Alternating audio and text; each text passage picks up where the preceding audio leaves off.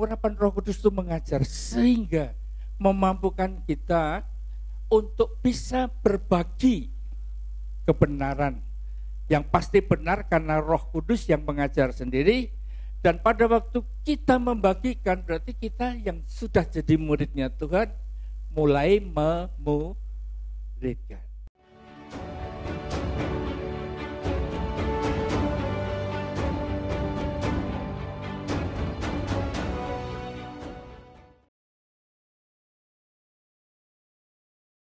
Hari ini saya ingin bagikan satu kebenaran yang saya rindukan untuk bisa dipahami dan dimengerti.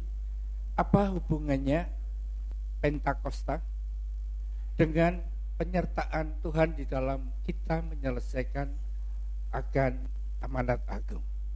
Topik yang saya ingin bagikan adalah tunggulah di Yerusalem. Tunggulah di Yerusalem. Ya, bukanlah tunggu di kota Malang. Saudara, kalau kita melihat topiknya, tunggulah di Yerusalem, saya percaya kita semua yang telah belajar firman Tuhan pasti akan menangkap ini. Yang dimaksud adalah saat-saat di mana murid-murid Yesus itu diminta untuk tidak meninggalkan kota Yerusalem, menanti sampai kuasa daripada Tuhan itu turun. Kisah Para Rasul pasal pertama pada ayat yang ke-8, tetapi kamu akan menerima kuasa kalau Roh Kudus turun ke atas kamu dan kamu akan menjadi saksiku. Yerusalem, seluruh Yudea, Samaria sampai ke ujung bumi.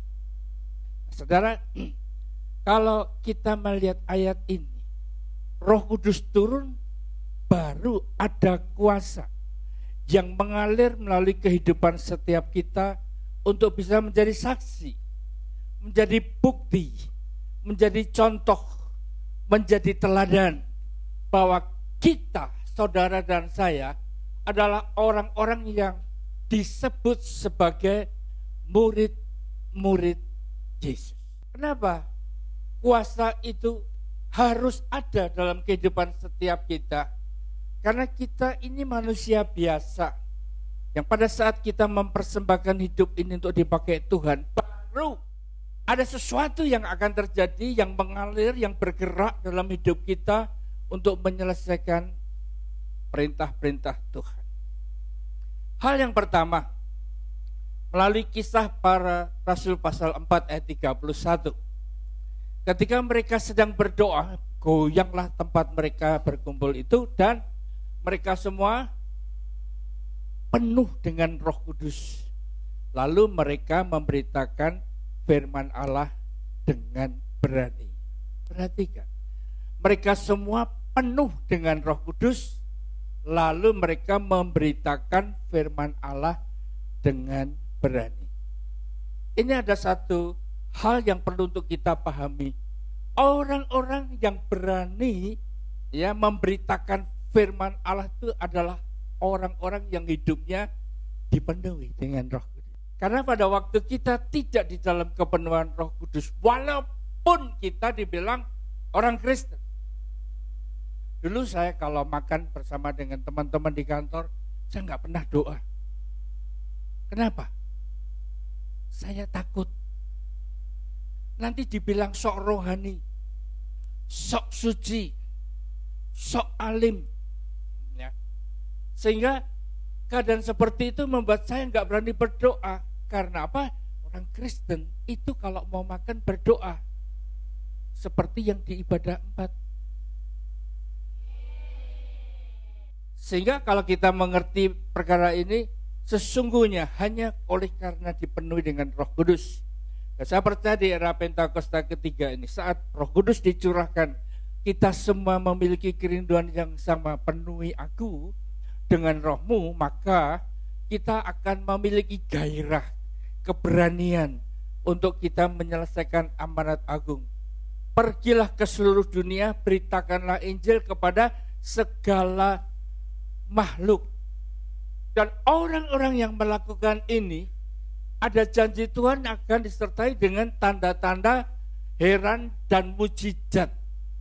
Saya percaya keberanian kita untuk memberitakan firman Allah, keberanian saudara dan saya untuk menginjil, pasti akan memberikan dampak.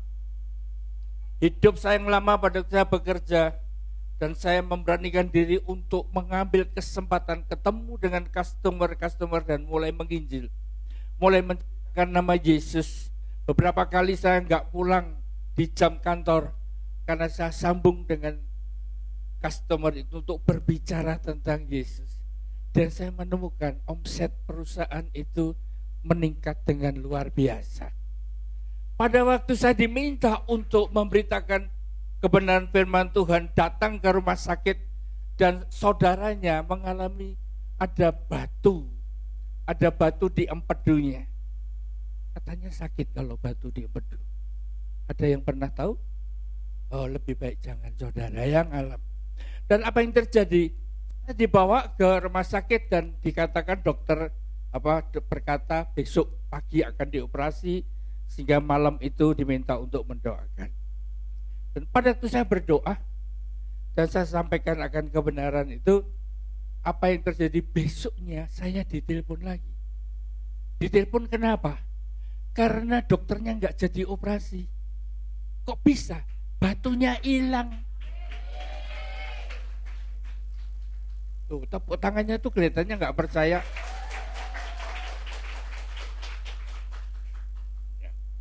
Pada waktu kita memberitakan Injil kepada seorang ibu rumah tangga, menantunya ngamuk.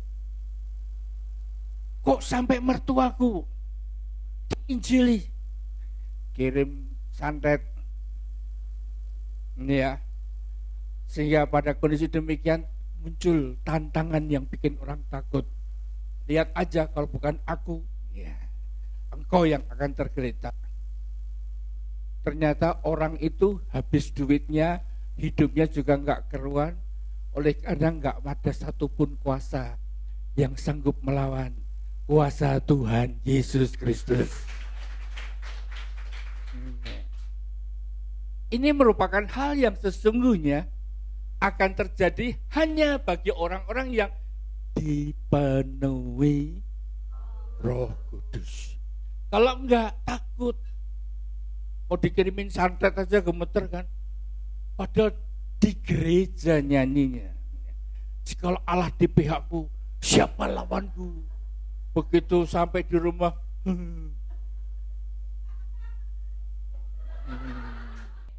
begitu sampai di rumah, di pintu pagar ada tanda hitam dengan merah. Wow. Sudah gemeter. Harusnya nggak boleh. Ya. Sehingga kita perlu memahami ada kuasa yang membuat kita berani. Ya, apalagi pada waktu kita memberitakan, agar hanya perlu kita perhatikan. Ada peringatan di situ. Walaupun berkata, Tuhan, Tuhan, aku lakukan tanda heran dan mujizat demi namamu. Tapi ternyata Tuhan menjawab, enyahlah engkau, karena aku tidak mengenal. Bayangin, sudah berteriak-teriak menginjil, ternyata Tuhan enggak kenal. Jangan sampai itu terjadi. Itu di dalam hal yang pertama. Yang kedua, kita melihat tadi ada wisuda. Kita perlu untuk memahami ada firman, ada roh. Dua ya. Kalau cuma roh saja yang mengendalikan akan seseorang, maka akan terjadi liar. Kita tadi jalan-jalan sampai di Victoria, kulihat ada pohon seperti ular menggeliat, mulutnya mau menerka, dan kemudian takut. Itu di firman gak ada, saudara. Lihat ular, takut, aneh kan? Harusnya yang terjadi, kita akan mengusir di dalam nama Yesus. Setan itu hewes-hewes.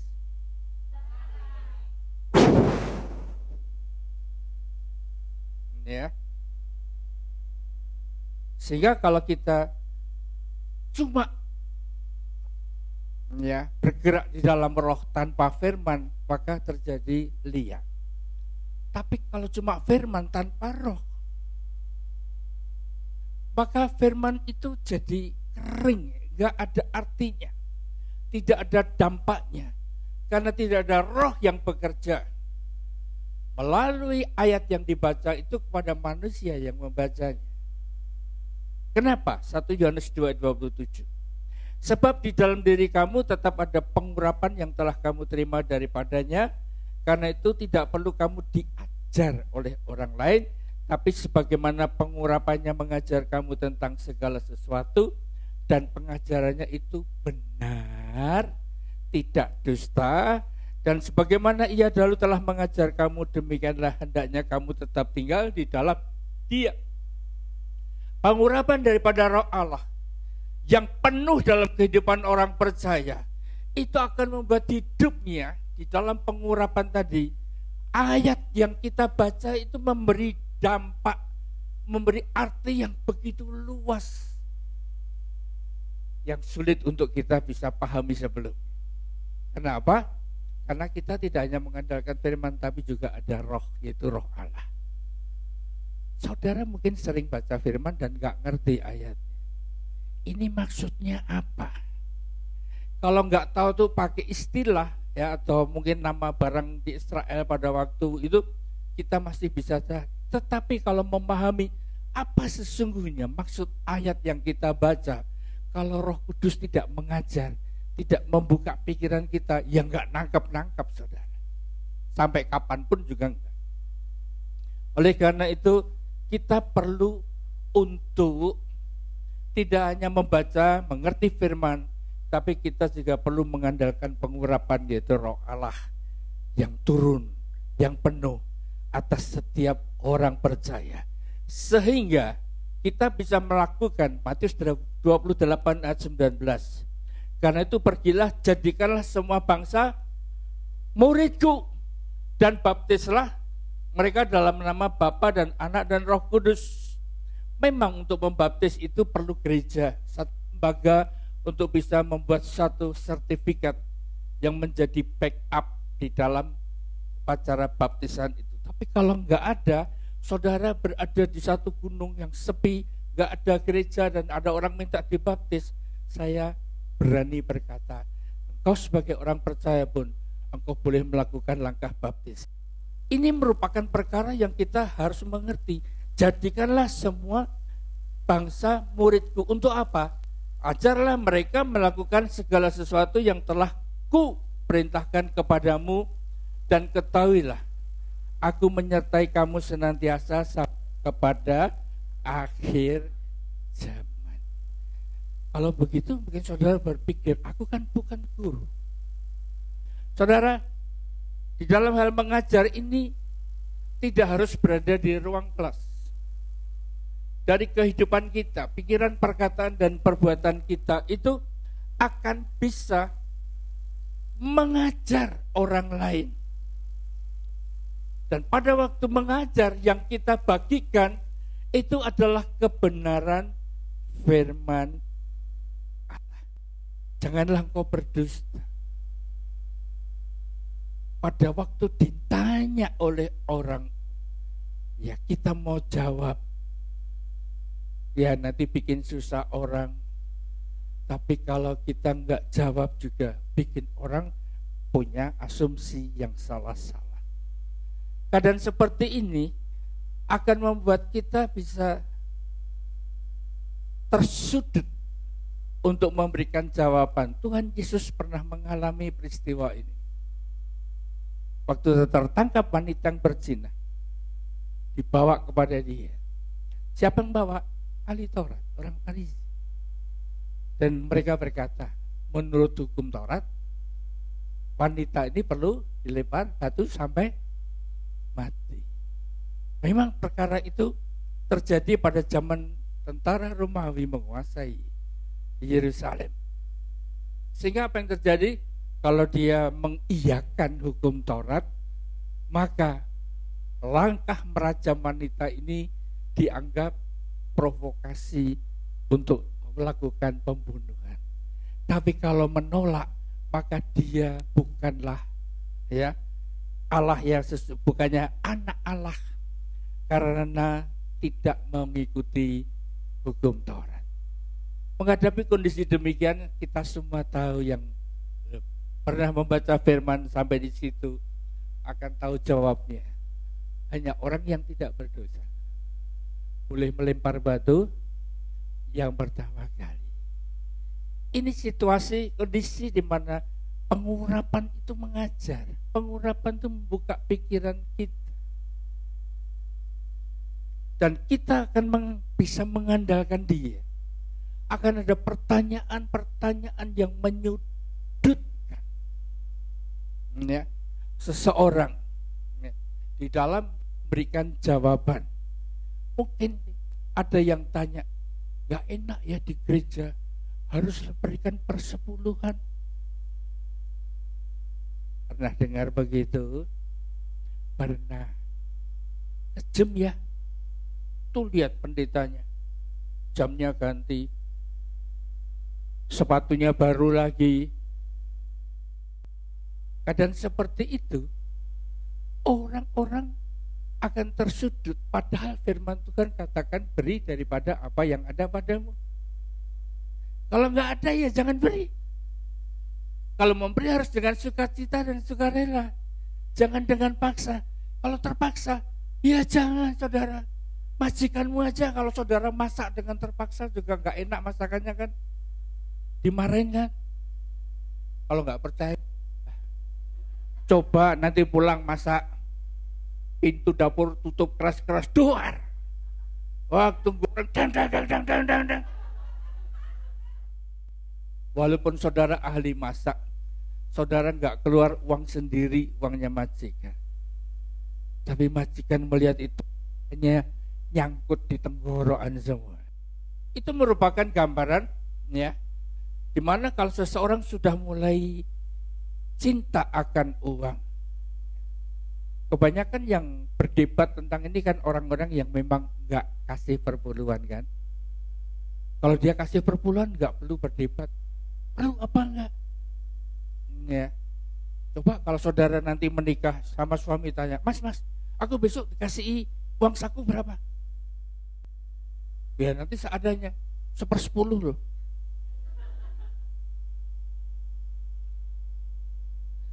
Kan nggak enak pernikahan dengan mahar 10%. Sehingga dari keadaan seperti ini, kalau cinta nggak ada hitungannya. Belajar itu dari wanita. Kalau sudah jatuh cinta itu berjuta rasanya, nggak ada hitungannya. Kalau perlu pinjem ke pinjol.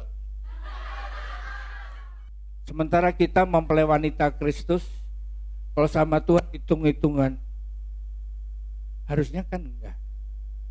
Sehingga kalau ada orang tanya persepuluhan, ya terserah, karena itu merupakan sesuatu yang harus dengan sukarela. Saya punya tanggungan masih banyak loh Pak Pendeta.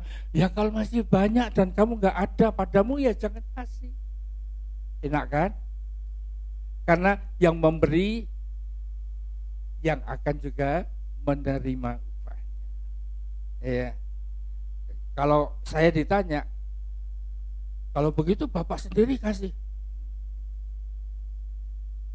Saya nggak perlu jawab, nanti kalau jawab malah pamer, saudara. Ya. Tapi mari kita lakukan dan persembahkan buat Tuhan.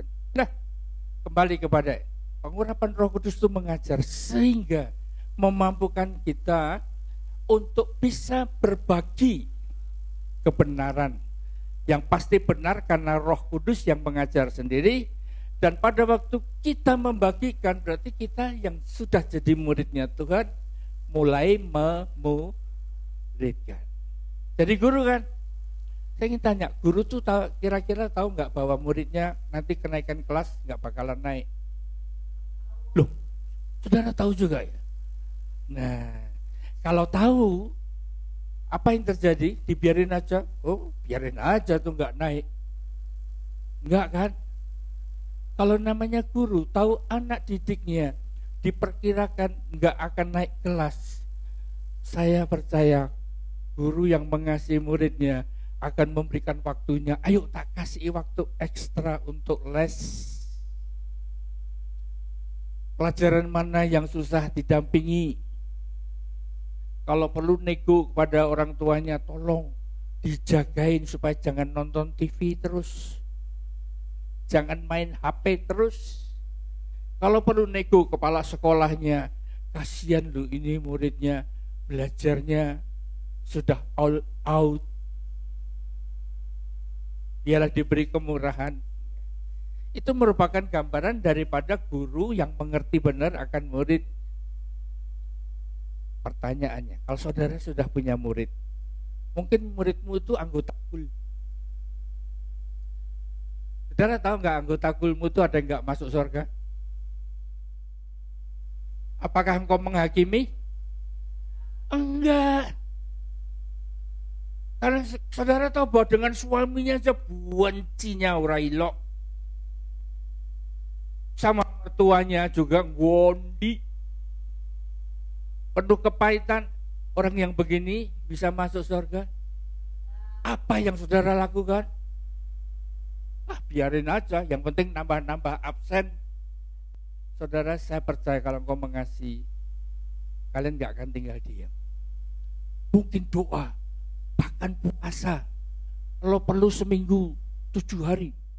Kalau memang mengasihi, gak rela loh saudara.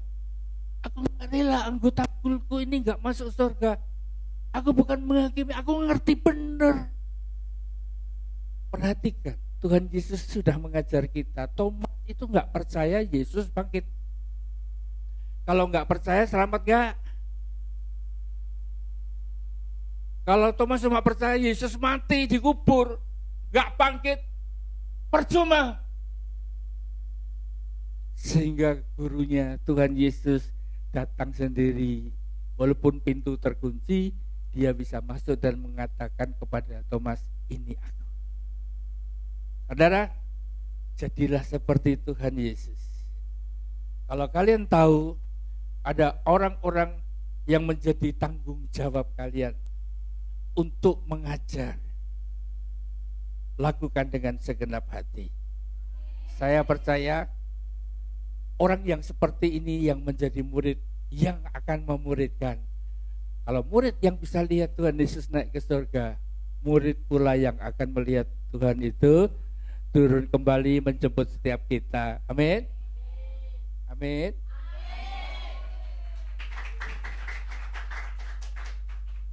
Itu oleh karena pekerjaan Roh Kudus yang dicurahkan dan memberi kuasa pada kita untuk bisa melihat situasi. Yang ketiga, orang yang dipenuhi Roh Kudus itu pasti akan berlimpah buah roh. Di situ ada kasih, sukacita, damai sejahtera, kesabaran, kemurahan, kebaikan, kesetiaan, kelemah lembutan, penguasaan diri. Tidak ada hukum yang menentang hal-hal itu. Yang utama adalah kasih.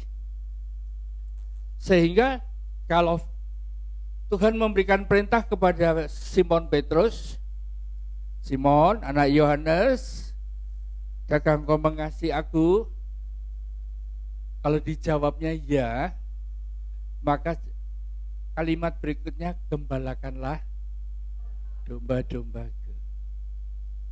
Sekarang kalau Tuhan Yesus tanya kepada saudara, hai cemplo, adakah engkau mengasihi aku? Saya percaya cempluk pun juga akan mendapatkan kalimat yang sama. Gembalakanlah domba-dombaku. Ayo sekarang saya tanya, saya enggak sebut namanya, tapi saya berkata mewakili Tuhan Yesus, adakah engkau mengasihi aku?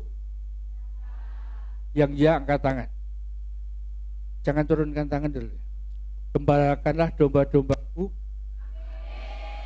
Siapa domba-dombaku? Majikan dan seisi rumahnya. Kalau kau jaga anak kecil, apakah anak kecil itu kau ajar berdoa sebelum makan? Pada saat engkau dipukul, sakitan dan kau tetap mengasihi, mengampuni, bahkan berdoa untuk dia? kau mengajar kasih. Itu enggak perlu suruh anakmu duduk di kursi dan kau berdiri di atas mengajar. No. Melalui tutur kata kehidupan kita akan bisa mengajar orang lain. Mengajar untuk apa? Mengasihi, mencari yang hilang. Anakmu ada yang hilang? Hilang ada. Hilang enggak? Tapi walaupun ngilang, tetap cari. Ya. Kenapa? 99 ditinggal di kandang. Gembalanya pergi hanya untuk cari. Saya kalau dengar cerita tentang domba yang digendong Tuhan Yesus itu berulang kali ketawa terus. Kok ada satu pilih kasih, satu yang digendong, yang lainnya kok enggak? Ternyata ada cerita.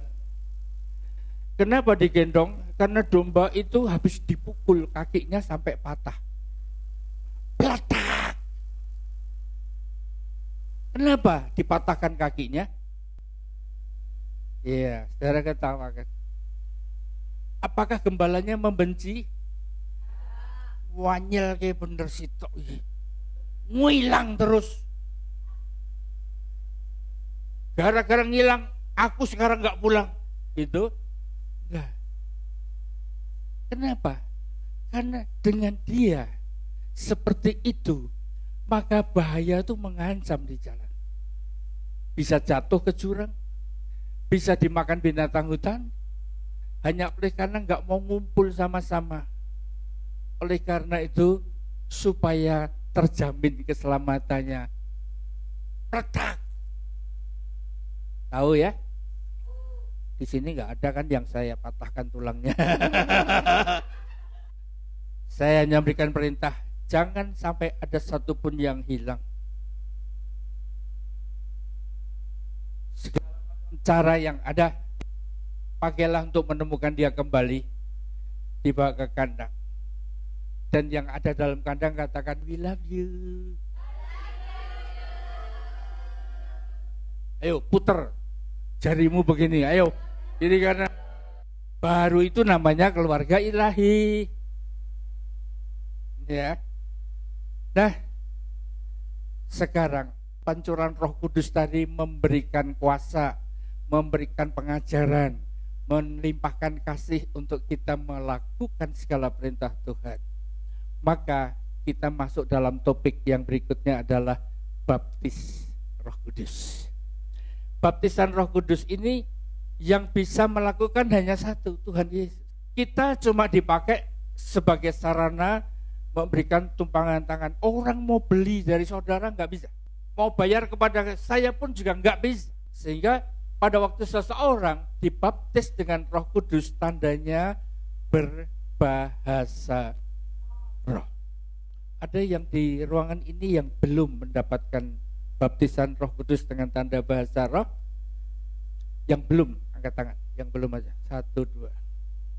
Baik, turunkan lagi. Yang belum tapi mau dibaptis Roh Kudus, tunggu sebentar lagi, nanti kita akan lakukan. Itu enggak bisa diajarkan, itu enggak bisa ya dipelajari, direkam pun saudara bawa pulang juga enggak bakalan saudara bisa ngikutin apa yang dia katakan. Karena nanti Allah akan memberikan sendiri perkataan yang kita perlu ucapkan. Memang di awalnya tuh kelihatannya lucu, la. Perhatikan bayi itu kalau berkomunikasi dengan orang tuanya lucu kan? Tapi karena dia terus berkomunikasi walaupun lucu, orang tuanya berkata lucu tapi bayinya tetap ngajak ngomong. Lihat, nanti waktu besarnya akan berkata, Bu, aku perlu tambahan uang saku. Bu, aku minta dibeliin sepeda. Bu, lama-lama aku minta kawin. Mulai aja melangkah. Dan kalau kita pakai terus, maka yang terjadi seperti itulah. Kenapa baptisan Roh Kudus tanda awal dengan bahasa roh ini perlu untuk kita pelajari? Ya, ada 3 bahasa. Ya, kata bahasa aslinya, bahasa roh itu ada yang namanya senolalia. Itu peristiwa di kamar loteng. Bahasa rohnya keluar dari mulut para murid, tapi yang dengar itu nangkep dengan bahasa mereka sendiri. Kenapa? Karena Allah sendiri yang menjadi penterjemah, menafsirkan dan ditangkap oleh orang. Dan saya percaya pasti bahasa roh yang seperti itu adalah bahasa roh yang meninggikan, menyatakan penginjilan kepada manusia yang ada di tempat itu. Yang kedua adalah karisma. Dalam karisma ini adalah bahasa yang memang perlu ditafsirkan. Ditafsirkan itu adalah jangan ngomong bahasa roh jikalau tidak ada yang menafsirkan, karena itu karunia yang membangun jemaat. Kalau hanya bahasa roh doang, karisma tanpa ada tafsiran, buat apa? Ini merupakan bahasa roh yang sering dipakai oleh orang-orang yang tidak bergerak di dalam baptisan Roh Kudus seperti ini. Biarlah mereka berjalan dengan iman mereka.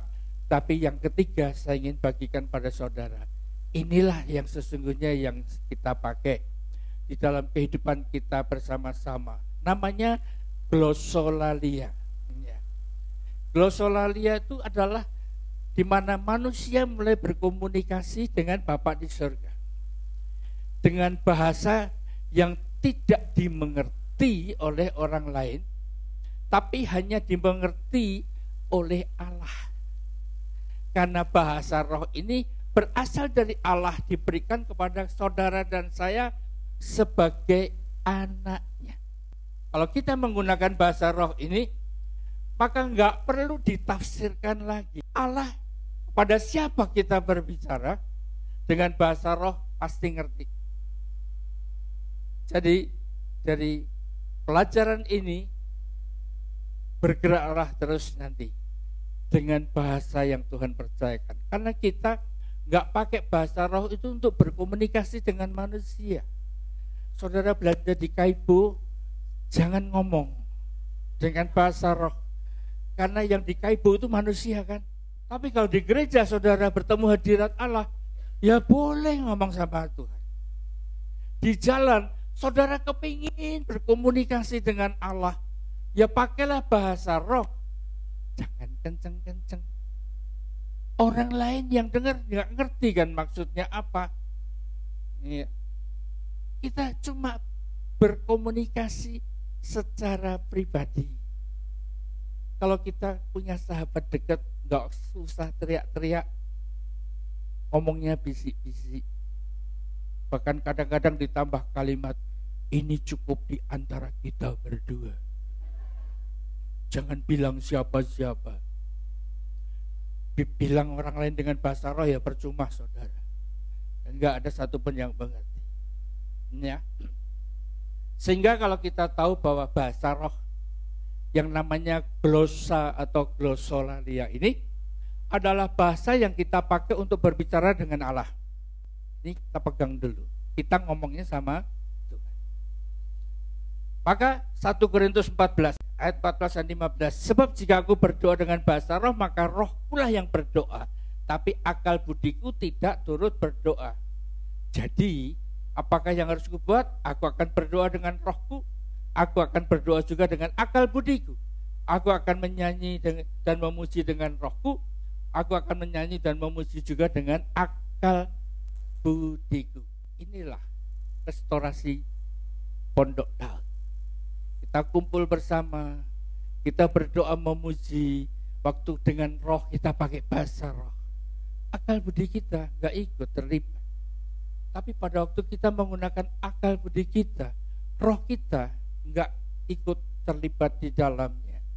Kita bisa lakukan itu di dalam komunikasi kita dengan Allah. Sekali lagi, komunikasi kita dengan Allah. Dan itulah yang akan membuat kita menemukan Rasul Paulus berkata, aku suka supaya kamu semua berkata-kata dengan bahasa roh. Kenapa? Karena dengan bahasa roh itu kita bisa mengeluarkan keluhan-keluhan yang tersembunyi. Kita bisa mengerang di dalam roh keluhan-keluhan yang tak terucapkan, bahasa yang tidak ingin diketahui oleh orang yang duduk di sebelahku.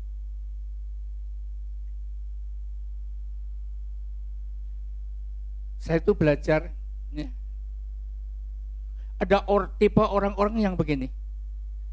Kalau sedang punya beban, punya persoalan, kalau enggak mengeluarkan, persis seperti gunung mau meletus. Pernah ngalami ada gunung mau meletus?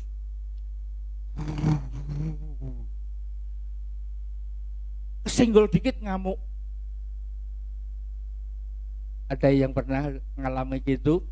Gunungmu mau meletus, ya, perlu saluran supaya lavanya keluar. Bayangin, mau keluar sama mboknya, Gembala Gul, ngomongnya hari Minggu, Senin pagi sudah semua orang tahu.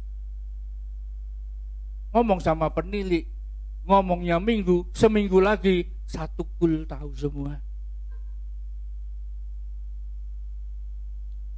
Di Tino 4 nggak ada.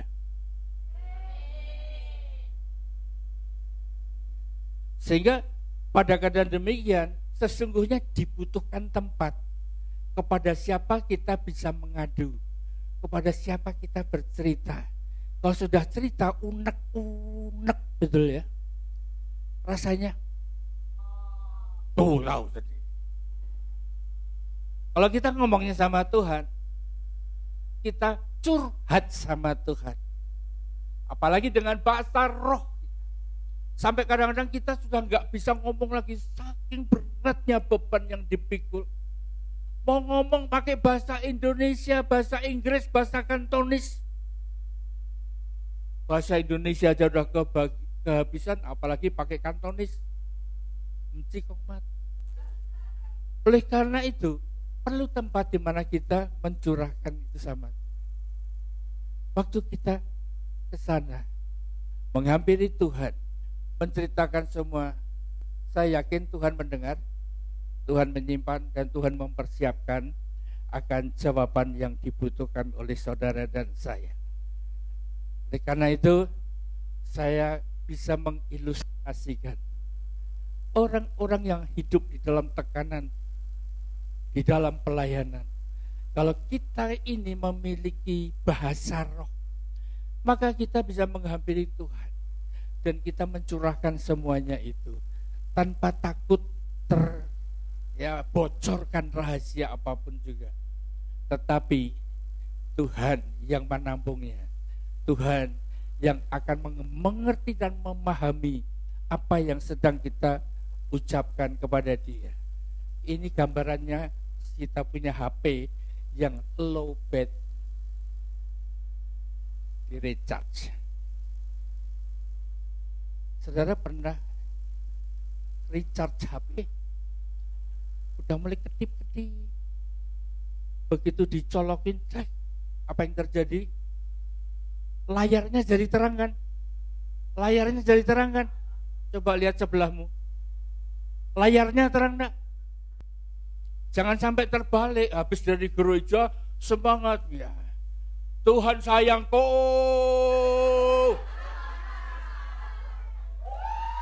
Tuhan sayang. Lihat nanti waktu di depan pintu rumah waktu pulang,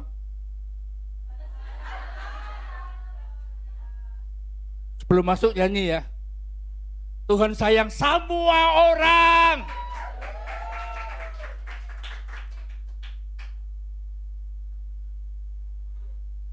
Saya berdoa nanti sampai di pintu rumah teringat, Tuhan sayangku. Seteru mereka lagi. Kan Tuhan percayakan seisi rumah ini untuk aku menggembalakannya. Kalau saudara tidak dalam pengurapan Roh Kudus, habis bateraimu. Mulai nangka? Oleh karena itu sore hari ini kita hampiri Tuhan supaya kita bisa berkata seperti Rasul Paulus berkata, aku mengucap syukur kepada Allah bahwa aku berkata-kata dalam bahasa roh lebih daripada kamu semua. Oleh karena itu mari kita bersama-sama gunakan waktu yang ada ini untuk menghampiri Tuhan supaya kita bisa mendapatkan berkat yang sama. Sederhana. Bapak di dunia yang jahat saja tahu memberikan yang baik kepada anaknya, apalagi kita datang kepada Tuhan. Kalau kita minta Roh Kudus, Tuhan pasti akan kasih. Amin. Yuk tundukkan kepala, kita berdoa.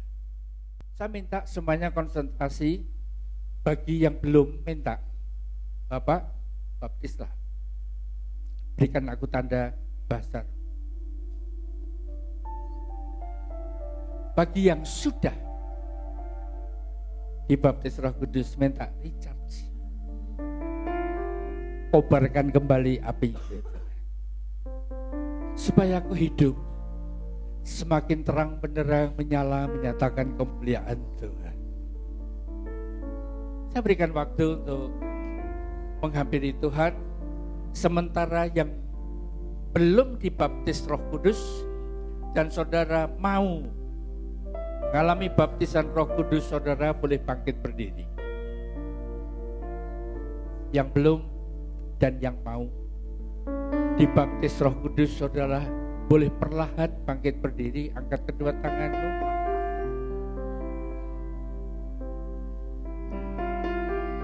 Baptis aku dengan Roh.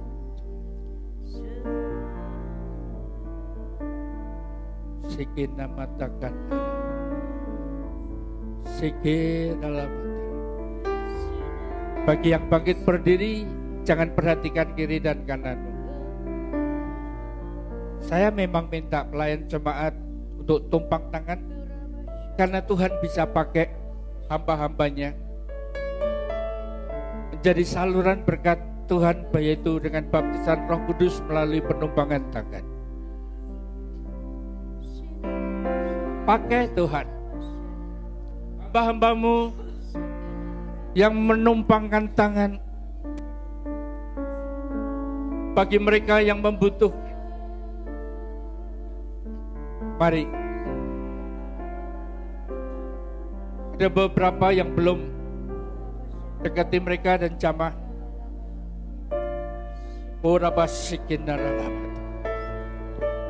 Kami mohon kepadamu Tuhan, curahkan Roh-Mu, baptislah mereka yang berharap kepadamu.